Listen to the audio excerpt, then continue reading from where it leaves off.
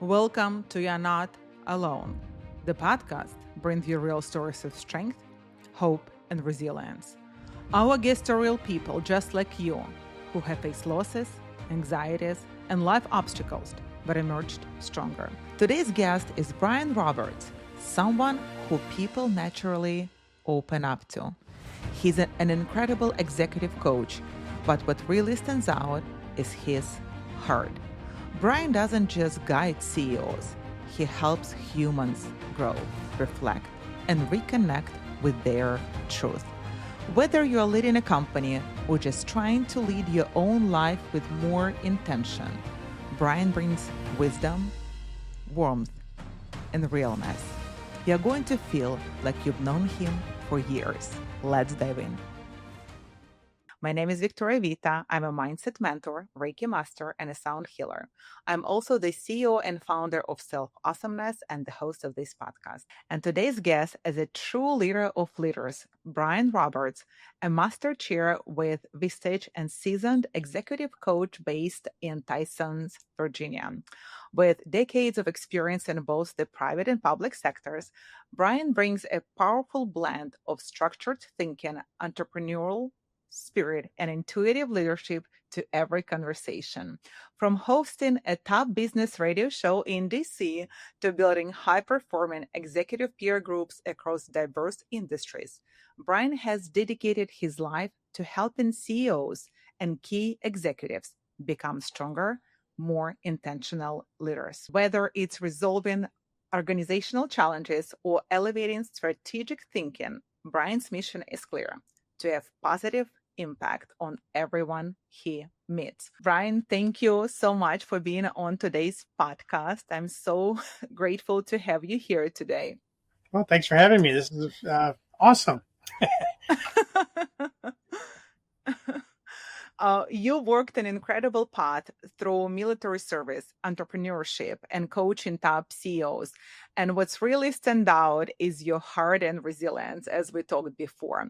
And I would love to start with your story. You have worn so many hats.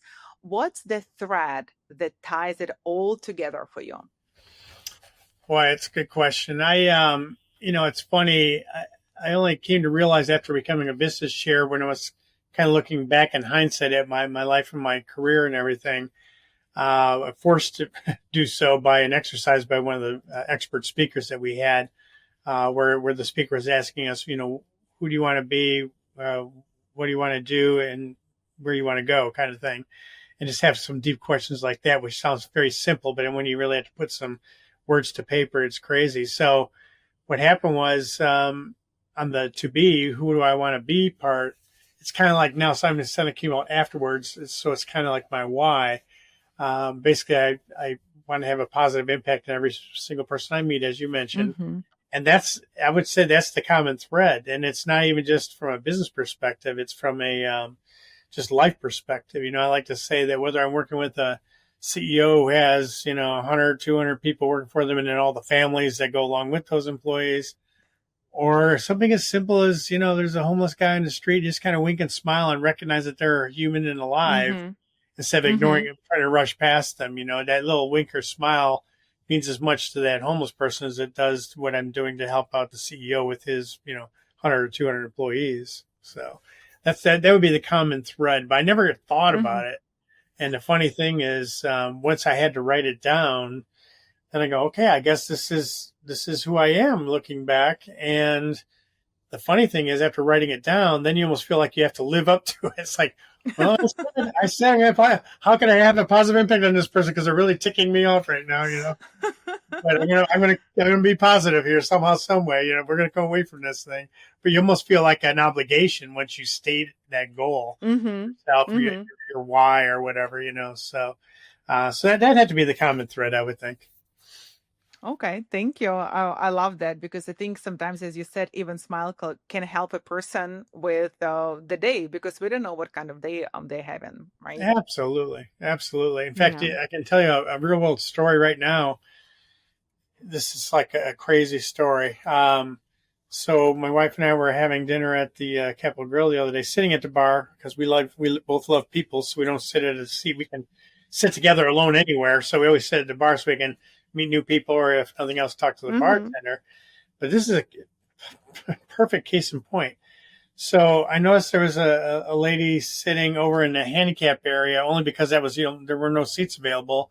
And then one became available, a couple of them right next to me. And I just, kind of waved her over saying, come on, there's seats here now. It's a big people's table, because she looked like she's a little kid over there sitting at the handicap section when all of us were up on this level.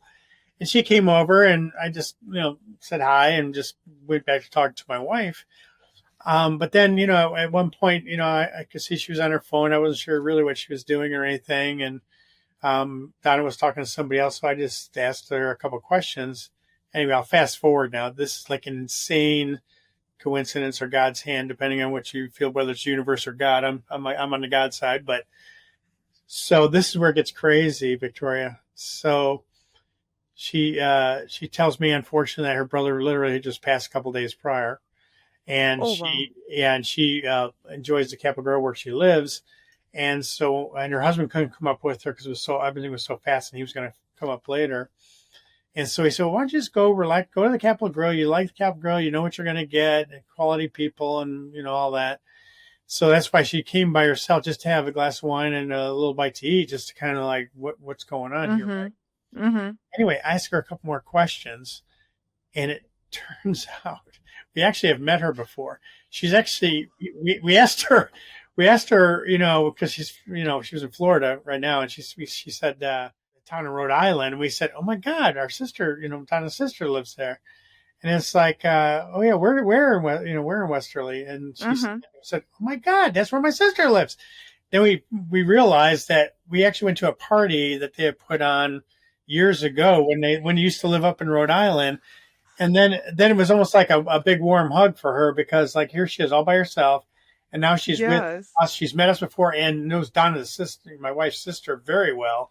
And it's like, that's insane. Oh my God. And it all started for me just saying, come up here and sit next, don't sit over here. And, and why did I even ask her the question? I don't know.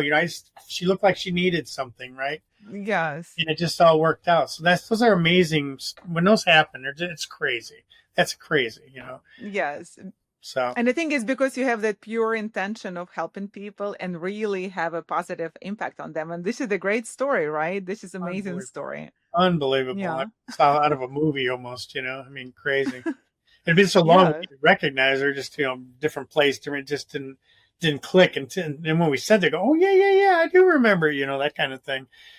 So just amazing. And it all just started from being that common thread that you mentioned, which was just have a positive impact on somebody, even just having her come to sit at the big people's table, if you will, and sitting next to me was enough, right? But then it turned into, oh my God, right? Wow. Yes. Oh, this is actually a very beautiful story. As you said, you can write a book with those stories, right? Having a positive impact on people. Right. Yeah. Yeah. Not necessarily even the people that you're working with or interact on daily basis, but some random people. It is amazing. Yeah. Oh, it really is. I've actually, now I'm outing myself, but the Capitol Girl in Tyson's is my hangout, if you will. And I just met so many interesting people there. And I actually have three clients there, because again, you just start saying hi, and then they start talking, and I can't help myself. I'm asking questions to try and help them. Next thing I know, they've got a business challenge, and it's not always that way, but these three have had business challenges, and I started talking, and they said, they end up becoming clients. It's like, oh my God, crazy, and again, just helping. So it just happened, and you were probably not even looking for that, right? No, not at all.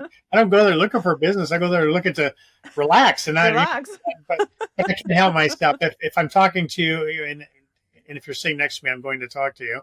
I'm an extrovert, but and if you start saying something, I just start talking, and I just I found out that I have this gift that I didn't think it was a gift when I was younger, but even when I was like a teenager, people would warm up to me and tell me stuff that they probably shouldn't be telling me after just meeting me.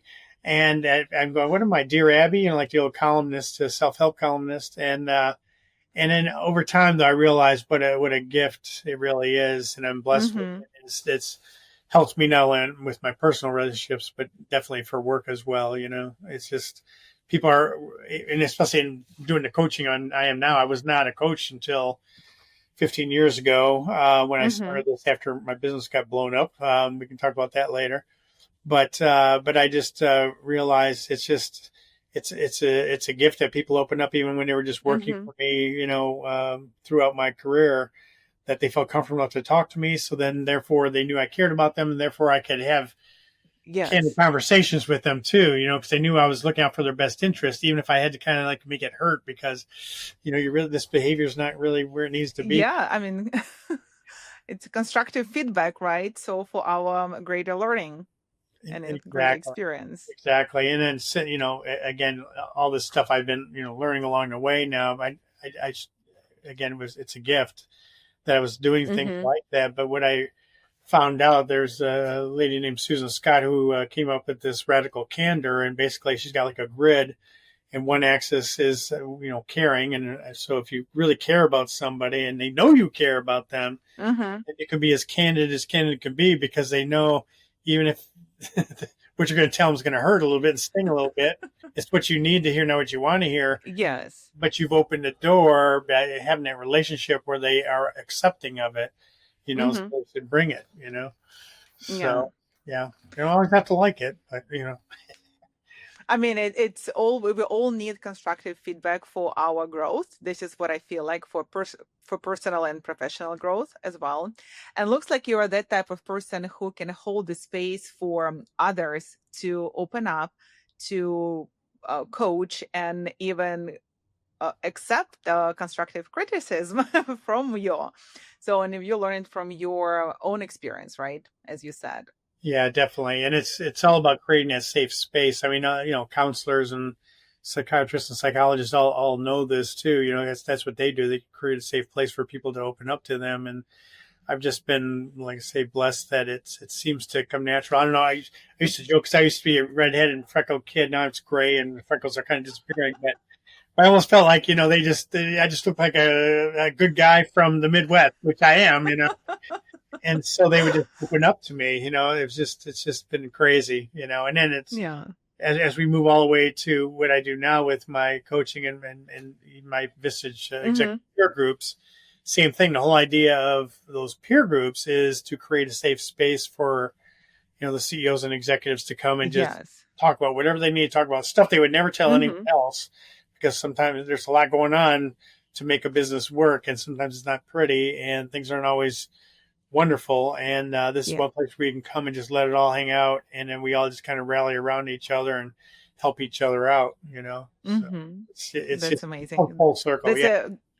amazing gift to have, actually. Yeah. I know it's a blessing now, but it probably wasn't until I was like 25 or 30 that I realized it was a blessing, and then I just leveraged it. I've had it. Even like strangers and stuff, it's so crazy, Victoria. Again, I'm saying another bar story, but it's true. Yes, I do like hang out at bars, but just because I love people so much, and my wife and I are just as we like to eat out, and we always eat out at the bar. But I'll have people start talking to me, and then just getting to know me, and within half an hour, they're telling me stuff. And I had one. This was the funniest story. She starts telling me all this stuff, and at one point, she's telling me the story, and then without missing me, she goes, "And I have no idea why I'm telling you all this. This is too personal, I didn't ask. I know probably you're just doing it. It's not me. Don't blame me.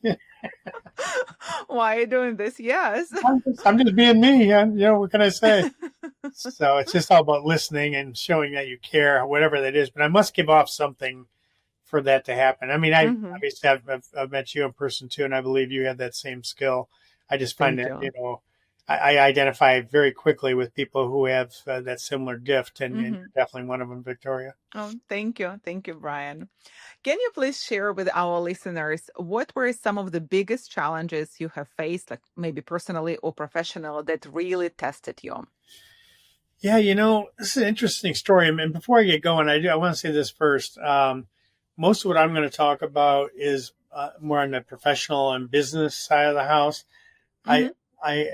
I've been blessed that I have not had to go through a lot of stuff that a lot of people have had to go through, as far as, like personal heartache and deaths and close close people passing Mm-hmm. away, and and I've got some immigrant friends who literally scratched and clawed and came to the United States with almost no money, and just a shirt on their back, and have just made it. And in one way, shape, or form, they're not necessarily, a couple of them are like up here, and some are just like still surviving. But the fact that Yeah. they're able to do what they do, they're like almost my heroes, So I wanted to start off with that because I know a lot of folks are going through a lot worse stuff than I've ever gone through. So most of my bumps in the road have been more professional, and there's Professional. somewhere was crossover personal too, which maybe I'll hit on here. But anyway, it was funny how it all started. Was here's another case where I'm just kind of bopping through life, not thinking about anything. So all of us visited chairs here in the area. We have 15 here in the DMV and the DC metro area. And we get together every other month, and we take turns doing a presentation on ourselves. And in that presentation, we kind of show our journey, including our business journey, into where we are here, talk about our practice and everything, our chair practice and all that. So I went through like this life of Brian, if you will, to quote Monty Python. And I go through it and everything. And at the end, one of the other chairs said, boy, he said, Brian, you're really resilient. And I said, what are you talking about? He said, you got your butt kicked multiple times here, and you just bounced back and just keep on keeping on kind of thing. And I said, gosh, until that moment, I had never really thought about it. I guess, just growing up, my mom and dad were, both, my dad was a construction worker, and my mom didn't work until I was in high school, and she worked at basically a complaint department for FTD World Florists. And so they just, kind of scratched and clawed, and the work ethic and all the love and stuff they gave me, and I just didn't think much of it, but as we got to as I was thinking back on my presentation, I said, damn, yeah, I guess you could see it that way. I just kept on going, it didn't let it stop me. But then what happened was I had another member was doing some event for some nonprofits. He said, Brian, could you come and do a talk for 15 or 20 minutes, kind of like a TED talk on a topic or something? I said, what do you want me to talk about? I said, you decide. I said, well, I was just told I'm resilient, so maybe I'll put together, a presentation on resiliency, and adapting to change. And so I did, but then I had fun with it. But the slide I created was, I had probably 9 or 10 times where I kind of got kicked in the teeth. And then I put the same slide in the presentation like 10 times. And it's a little boy kind of going, wah, crying. And then there's a cupcake that says pity party on it with 4 little candles in it. Then there's a calendar that has yesterday, today, and tomorrow. And I crossed off the yesterday. And then a couple of questions, basically, what opportunity do you have now that you didn't have before because of, or what door is open for you, that whole thing. But when door closes, yes. So it got to be funny, and I had a good time with it. So even though it was kind of scary, so I got my butt kicked, and I show this slide, and everyone starts laughing, as they see the slide the second, third, fourth, 10th time, But the whole message is just that we're all going to have stuff happen to us, and I've always felt that you need to get out of your system.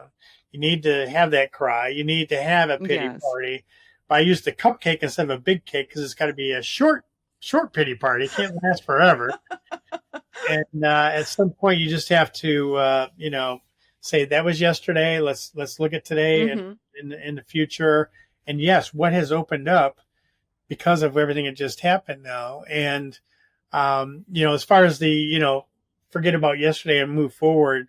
There was another speaker for Vistage that mentioned he was talking about basketball players, Steph Curry in particular, that he shoots all those 3-point shots and stuff, but he's got the mentality if he missed 10 in a row, doesn't matter, he's going to take another one because he's just saying that was last play. It doesn't mean that this play's really bad, so I'm going to play this play. I'm shooting, and I think that's what we have to build from a resiliency perspective is. You can't focus and spend too much time on the past. You need to just look, what's the next play and just go for it.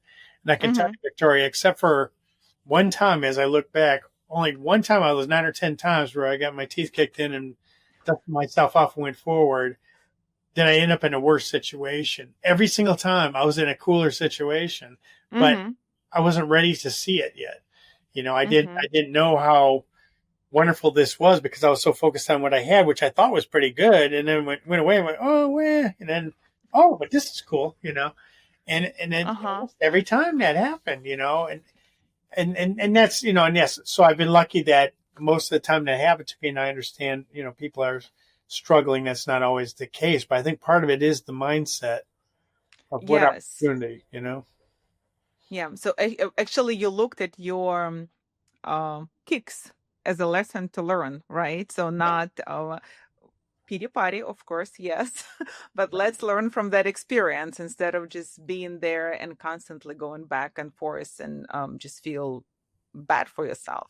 Right, right. That's exactly it, Mm-hmm. And so I guess the first one that started was growing up. I had two older sisters, and neither of them went to college. They didn't have any desire to go to college, and I did. And I was born and raised outside of Detroit, and I was a University of Michigan Wolverine fan.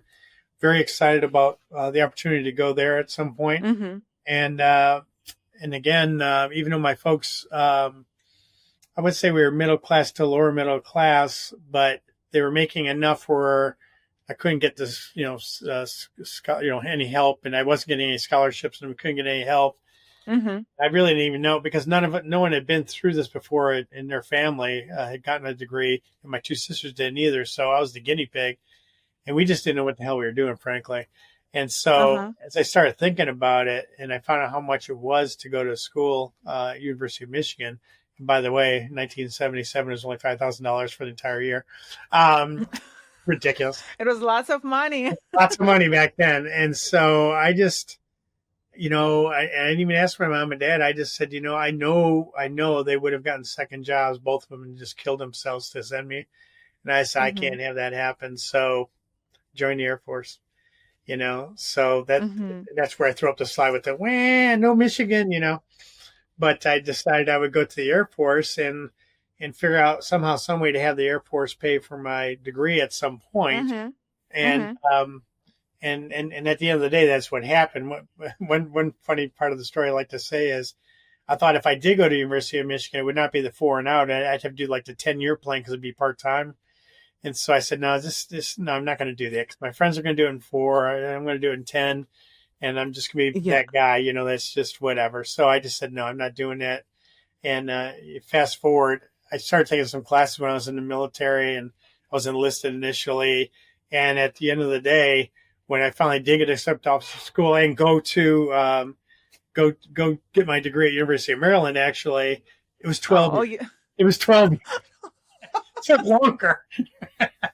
But I didn't pay for any of it. So that's, I got that part of it down.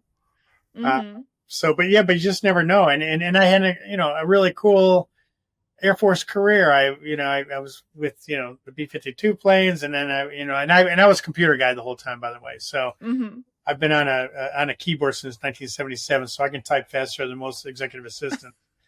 I'm not kidding. I'm pretty fast, which is good and bad. That's awesome. Yeah, No, yeah, this is awesome. right. Then I was at the Space Command, so important type stuff, and I got selected to come to the White House Communications Agency, which was part of the Presidential Advanced Communication Team. So wherever the president went, we would go in advance to make sure everything was set up. So when the president and his staff came, if anything happened Mm-hmm. in the world, they had all their secure communications Hmm. ready to go, Oh, that's pretty cool. as if they were still in the White House or the old executive office Mm-hmm. building. Mm-hmm. So just fantastic. And I was dating myself again, but the Reagan years in the 80s. And then I went to the first 2 Reagan Gorbachev summits. And I mean, just all this because, okay, I didn't go to Michigan. Wham, Yeah. so, that whole thing happened. And so it was Yeah. much richer if you look back at it. Yes. And do you feel that your military experience actually shape your mindset and the way you're showing up now as the coach and as a leader? Absolutely, absolutely. I mean, it's it's all. I mean, I always played sports, so I was always a team player anyway. But the military is all about team, right? I mean, Mm-hmm. the first thing you do when you go in the military, this is back in the 70s, So, but it happens all the time now. But it's even more ridiculous back then. Back in the 70s, we all had long hair, wearing flowered shirts and bell-bottom jeans and all this stuff. So you get off the plane and get on the bus, and then you get in front of them, and first thing they say, they call you, rainbows, because you're, wearing every color under the sun, and they're just yelling and screaming at you, just trying to, scare the hell out of you, which it worked. And the first thing they do is take all your clothes, give you everyone green fatigues. We had green camis, so the camis at least look kind of cool. No more rainbow. No more rainbow. In fact, now we're pickles. We're all wearing green, and all of us shaved heads, so we all looked alike. And if you wore glasses, you couldn't wear your fancy glasses. You got the Clark Kent, Babe Magnet. Oh wow! Yeah, so you literally they stripped away your individuality is what they were doing to create this team mindset, right? Yes. And from that point forward, even more so than from all the sports I played, it was all team mindset, and then of course, dedication to duty, duty, honor, country, all that stuff. You just, you don't want to let your teammates down, that kind of thing. So I've always been all about powerful teams and cool teams, and yeah, so that carried on through all my after I got out of the service. Well, definitely through the service, and then I became an officer and for a part of that time too, and then of course carried on into the civilian life, if you will, and then big time, even with Vistage, in a way, my role as a chair is to create another incredible team. We call it a peer group. So I have to make sure that group has all the right dynamics and right, diversity and backgrounds, everything else, where we can be as rich as possible for helping each other with solutions. So that's my job. So again, even now, I'm creating great teams. We just call them groups. So, yeah. The military was like the best thing that could possibly happen to me. And the other thing I think is really important. So I was born and raised right outside Detroit. The town I was in, though, was completely white. We had no African Americans, maybe a couple of Hispanic and a couple of Asians, but I mean, it was like pure white bread, right? And I was kind of sheltered kid, to be honest with you, and I didn't know much what was going on. And there was riots were in Detroit, when I was growing up, and I just didn't understand. I'd hear stuff from parents and stuff. Yes. And I'm just going, what, and then the neighbors, and it just, none of this really, I didn't understand any of it, right?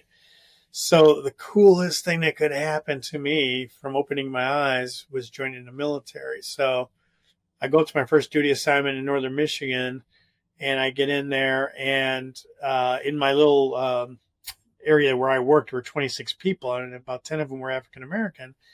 And I'm in there, and I'm just going, what's all this talking crap going on back in Detroit? These are the coolest people I ever met, And so yes. it was so good that I was only 18 still and not totally affected by all that stuff. And then got to see this. And then, of course, a lot of the military folks were married from people all over the world, from Asia, from Europe, So yes. I didn't get any of this growing up. I was all just, Midwest America. That's it, pure white bread, right?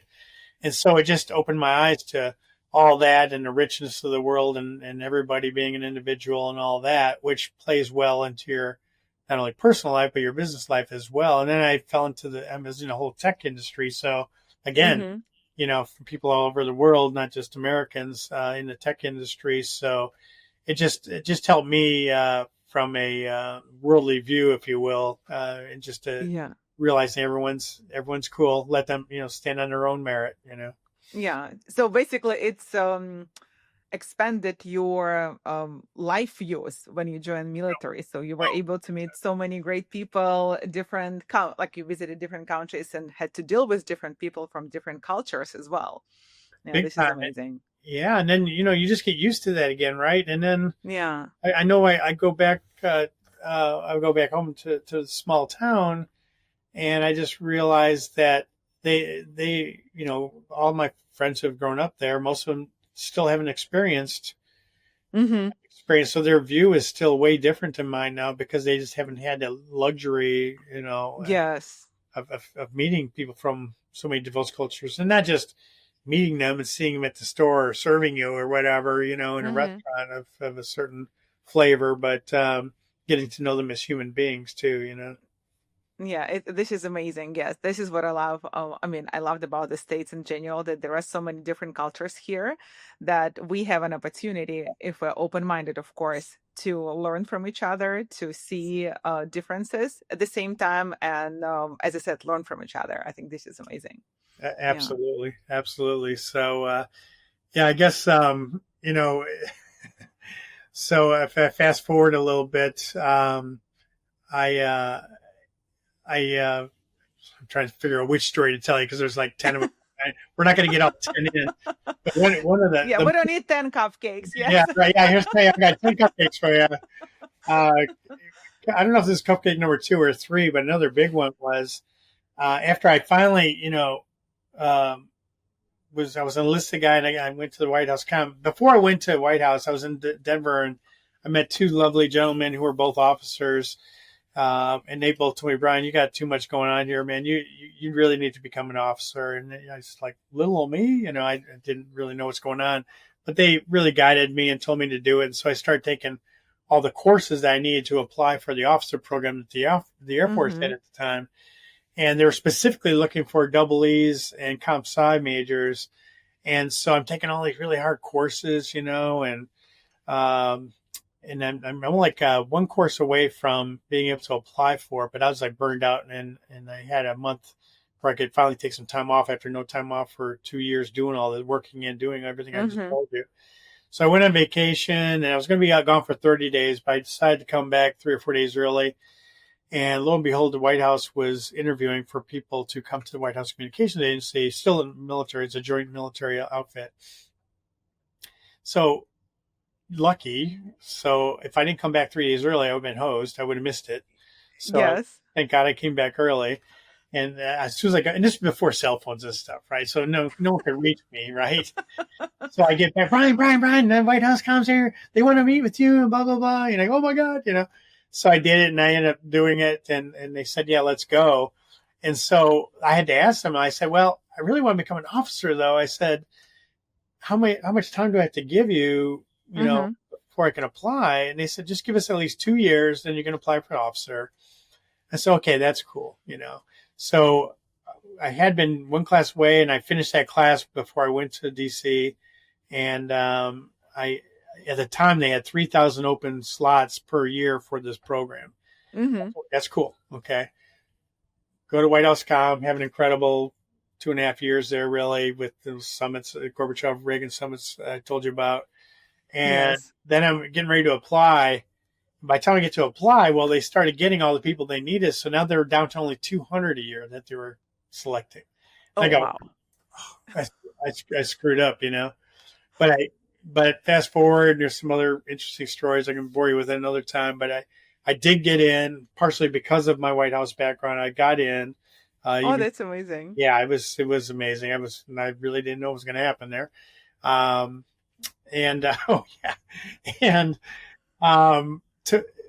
To find out whether I was going to make it or not, my enlisted term had ended, and they weren't going to decide for another 2 months who was selected and who wasn't. And they said, I said, well, can I just extend for 2 months to find out whether they're going to be an officer? Because if not, I'm probably just going to get out. They said, nope, you got to either go 4 years or nothing and just roll the dice. I'm going, oh, wow. And it happened like 2 or 3 days to make a decision. I'm going, oh, my God. So I just had to say, okay, well, I guess worst case scenario, I spent 4 more years at the White House. I mean, it could be worse, right? An incredible job, incredibly rewarding job. So I did it. And fortunately, I did get the officer program. And so I became an officer. And then 3 years after I was an officer, and I planned on, this was a 15-year point. I planned to stay in for 20 for sure to retire, but probably 25 or 30 if I was having fun. And at that point, I was still having fun. And then they had a big drawdown, like they're talking about, Doge and a lot of the maybe, cutting out some of the military and stuff now. They did that back in 1992. And I fell in, they said if they didn't get enough volunteers, they're going to have to cut you. And so, retirement was a really big package that I was shooting for. And then if I volunteered, the package was a little small, well, a lot smaller, but still like this. But if they didn't get enough volunteers and they riffed you, the riff package was like this. And so again, within 3 or 4 days, I had to make a decision. Am I going to take the volunteer package or roll the dice? And this time I decided to get out. I didn't feel good about it. And thank God I did. So the wham part is I can't become an officer anymore. I mean, I can't retire in the military. So that's my wham. Yeah. That's my wham line on that. Like, really? I can't serve my country? What? Um, Yes. but again, that other door opened, and the door opened, which was I fell into the middle of truly where the internet was exploding in the early 90s, Mm-hmm. and I was like Mm-hmm. smack dab in the middle of it. And right here in Tyson's Corner is really where it all started. Now it's out in Loudoun County with all the data centers, but Uh-huh. the first data center was here in Tyson's Corner, and It's probably nothing was here at Tyson's when. so it was amazing. It was amazing. So just an amazing time. But again, oh my God, I can't retire in the military. I'm so Yes. upset. Are you kidding me? It's what I've worked for my entire life too. Oh, I get to fall into this internet thing, So Yeah. Yeah. so So again, it's all about the mindset, right? So it's big time. your choice, like it's the way you think about what happened. Yeah. All of it. All Yeah. of it's been mindset, Victoria. All of it. Yeah. And again, going through it, I don't know what I'm going to do. I guess I'll do this. Let's And see. yeah, let's see what Yeah. happens. I'm not saying that it wasn't stressful each time. But I didn't look Of at it course. like woe is me too much. I mean, obviously, I had my pity party too, but I just tried not to stay in that mode for Mm-hmm. you know, Mm-hmm. just Mm-hmm. Yeah. appreciated the new opportunity. Yeah. And after all these years and all the conversations and all the growth, what does success mean to you now? Boy, success. I think, for me, I feel Mm-hmm. like I'm in such a fantastic spot right now. I always felt that, Congrats. yeah, thank you. As long as I could be doing something that I love, which, I feel like I have purpose, in helping all these, Mm-hmm. CEOs and all the people I coach too outside of the CEOs, because I work at multiple levels. So just doing that every day, I get up every day and I'm not going to work. I'm going to have fun. I mean, I really am. Mm-hmm. I might work Mm-hmm. a lot of hours. I even have one of my clients, I told him my schedule, especially the first 2 weeks of the month are insane. I do like 35 one-on-ones one week. And I have Oh my goodness.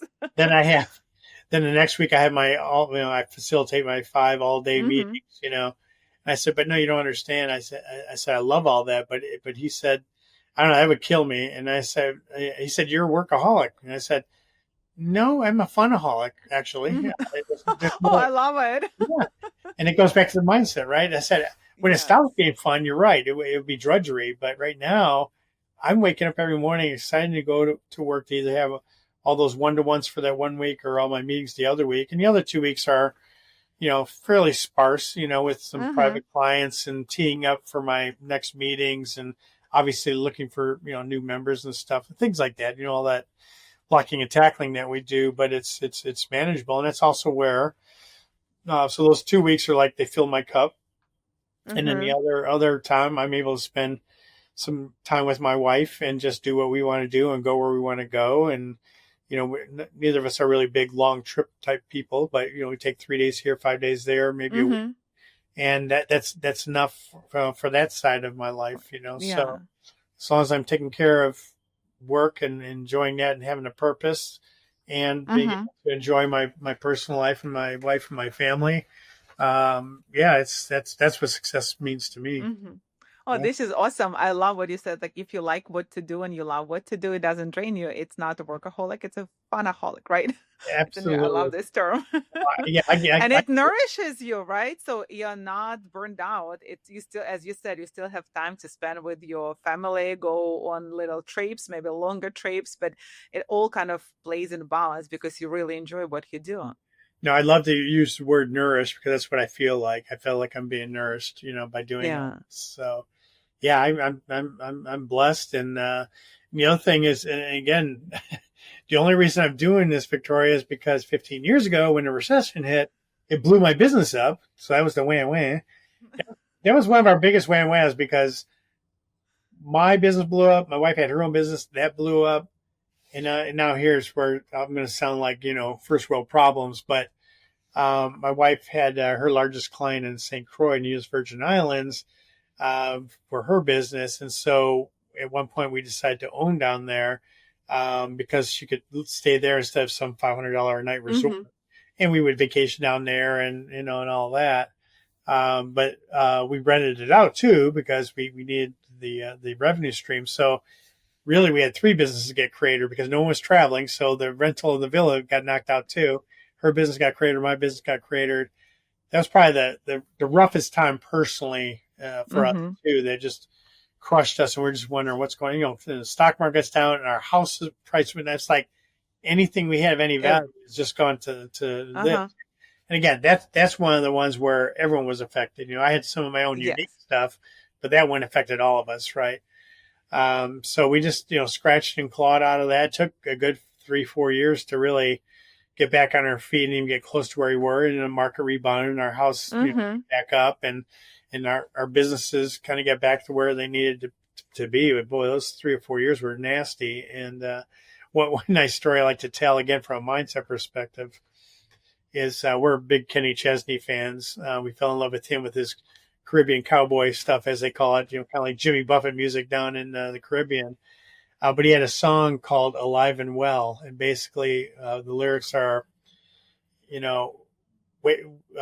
breathing is a blessing. Can't you see is one of the words in there. Basically what he's saying is no matter how bad things are, if you're waking up every morning and you're breathing, then you've got a chance to make things differently, right? If you got your health, you've got it all, right?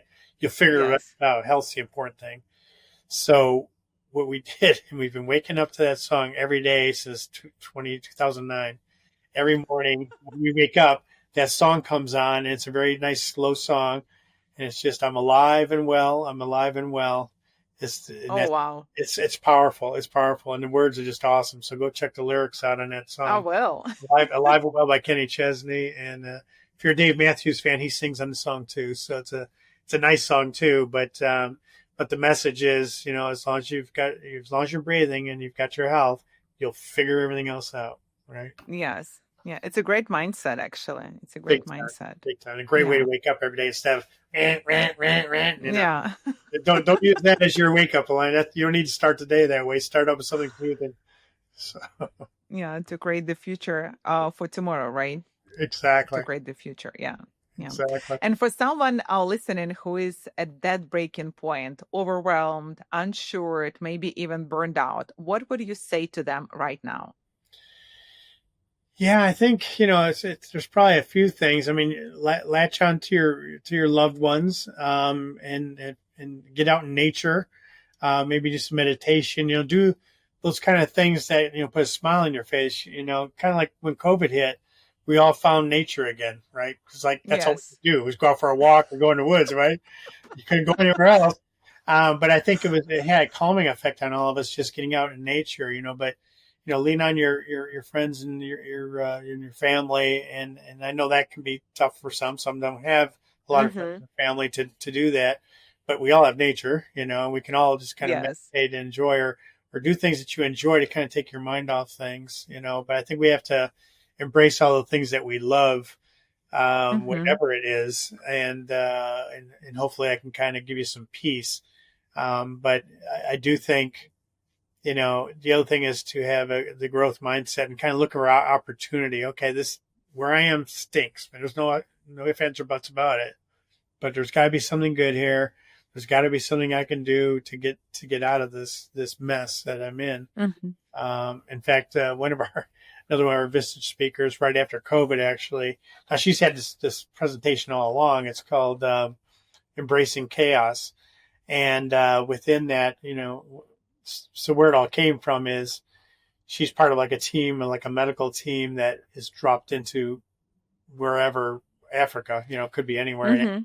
You would go in there as a humanitarian thing. And, she said, oh yeah, we get briefings, on what to expect when we get there and everything else. And she goes, and almost never was it exactly what they said it was. It was worse, And because they told us what was really going on, we probably wouldn't have gone. And so, they went in there and they just had this whole mentality of, and that's actually an Army term because the Army is good for this, and I'm Air Force, so I'll give kudos to the Army on this one. But they got this whole term called embrace the suck. And what that basically means is embracing the suck. Yes, it's like, it is what it is. Here's what we've got to work with. It's kind of like having that pity party just to get it out of your system. But now what, right? You got to make it short duration. So at some point you have to stop the pity party, embrace the suck, and say, okay, none of us likes where we are right now. This is not good. Yes. What can we do, right? And what can we do? Right. Exactly right. So this isn't going to change. So what can we do to make it better, or bearable, or what door opens because of all this mess, right? I mean, yes. And then you just gotta go for it, But you really have to get to that embrace the suck mentality. Just saying that's not going to change. It goes back to the serenity prayer, right?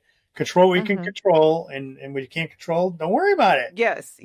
Do So don't spend your time and energy worrying about it, thinking about it, and all that. Just move on. Things that you cannot control, pretty much, right? So focus on what you can control. Yeah. And then we've all heard that. It was interesting. Well,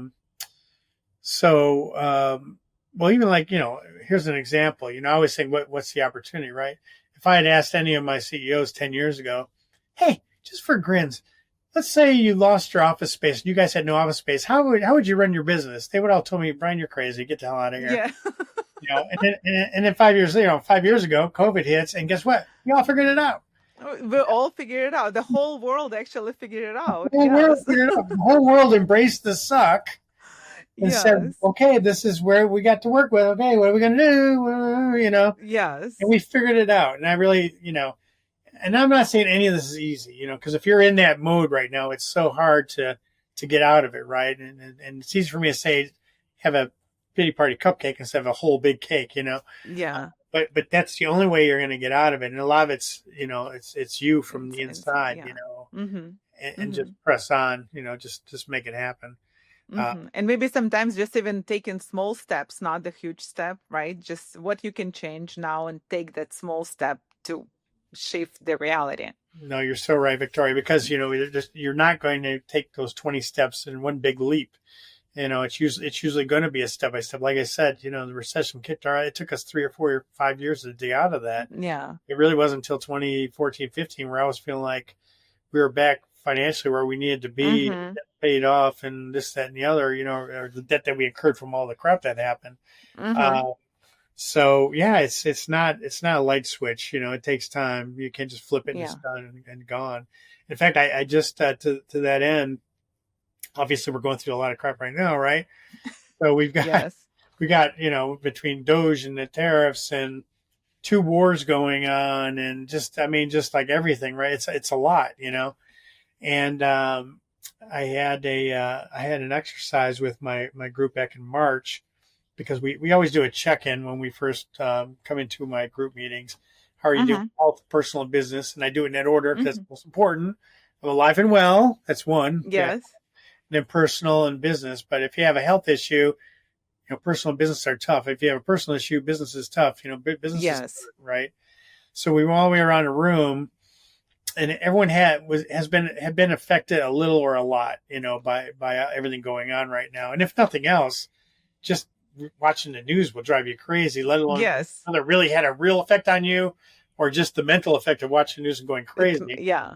So there was a lot of heaviness in the room. And so I just decided to do a combination of a rah-rah speech and to let them vent both at the same time. So I said, all right, let's do this. First off, I just went to a little bit of a rant myself, saying, control what you can control, embrace the suck.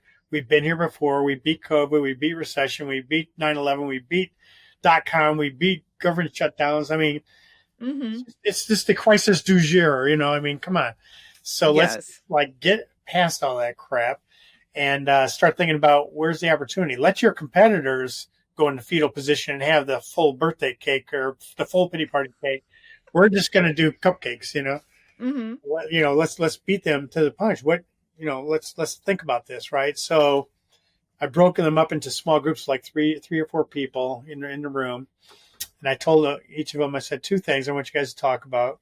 One, get a scribe. One person's going to take notes, and all 3, and the rest of you, talk. I said, what have you done so far to help yourself or your business with everything going on? What positive thing have you done? And then what should you do? Is there something you kind of know you should do and you haven't done it yet, or just brainstorming your own little groups? Yeah. Right? So Mm-hmm. then I had each of them come up. We got back to the bigger group, and I had each scribe, say what they talked about, Mm-hmm. what they want to do, and all that.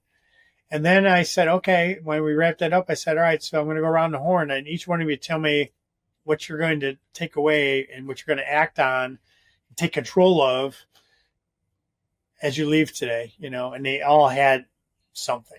Hell, they all could have Yes. had 10 somethings, but I just wanted one something.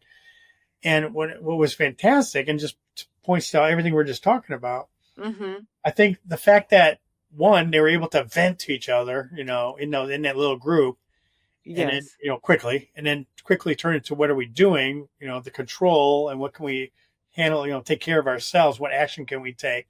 So it's like I got it out of my system, and now I feel like I'm in control again. So it was just like the energy in the room changed completely. And it was only I can imagine. Yes. it was a 30-minute exercise, and everyone was like, yes, take that hill, let's go, Yes. and so it worked perfectly. And I can't take credit for it because all of our all the chairs, we meet every month too, and we just met prior to that. We were trying to figure out how can we help all of our members Mm-hmm. through all this right now.